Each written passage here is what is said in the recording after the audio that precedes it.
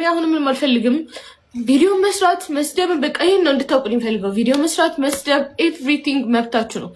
መብታችሁ ግን አካውንቴን አትንኩብኝ። እሺ እኔ ስራዬን መስራት ፈልጋለሁ። ስለዚህ አካውንቴን አትንኩብኝ። በቃ ልስራበት። ይሄን ነው ለማለት የመጣሁት። ልስራበት። ተውኝ እንዴ 5 እና 6 ስራ አስቀምጬ መፖሰት እንኳን ፈራሁ። ማን ይልኛል እያልኩ እንዳለ ቪዲዮችን እያጠፋችሁ ቢታሙኝ በቃ እንዴ። አይ እንደዚህ በጣም ፐርሰናል አድርጋችሁ ሰው ላይፍ ውስጥ አትግቡ። በጣም ያስጠላል። በጣም ያስጠላል። በጣም እንዴ